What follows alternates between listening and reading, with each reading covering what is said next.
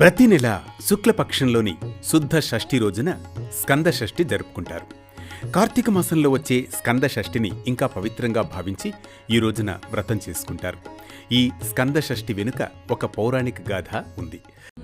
శివాభరణం ఘోర రూపం పంచ ఇంద్రియ తారకం నిత్యం జాగ్రత్తే నిష్టం నాగనాగం ఆశ్రయేహం. స్కాంద పురాణం ప్రకారం తారకాసురుడు అనే రాక్షసుడు శివుడి నుంచి వరాలను పొంది భూలోకంలో విధ్వంసం సృష్టించడం ప్రారంభిస్తాడు. అప్పుడు సుబ్రహ్మణ్య స్వామి శివుని ఆజ్ఞ ప్రకారం దేవగణాలతో కలిసి 6 రోజుల పాటు యుద్ధం చేసి అతన్ని ఓడిస్తాడు.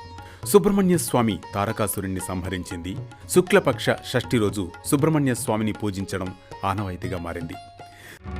నీలకంఠవాహనం ద్విషడ్భుజం కిరీటినం లోలరత్నకుండల ప్రభాభిరామ షణ్ముఖం శూలశక్తిదండ కుక్కుటాక్షమాలికాధరం బాలమేశ్వరం కుమార శైలవాసినం భజే. స్కంద షష్ఠి నాడు ఉదయాన్నే పూజ చేసుకుని రోజంతా పూర్తిగా ఉపవాసం ఉండాలి. సుబ్రహ్మణ్య స్వామితో పాటు ఆది దంపతులైన శివపార్వతులను కూడా పూజించాలి. కార్తికేయ కథను చదువుకొని శిరస్సున అక్షంతలు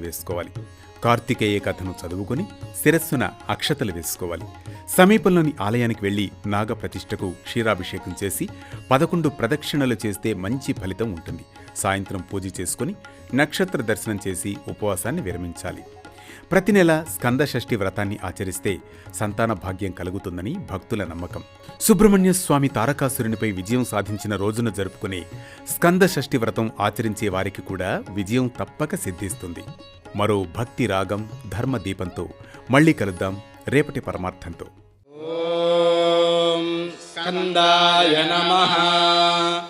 ఓం గుహాయ నమః. ఓం షణ్ముఖాయ నమః.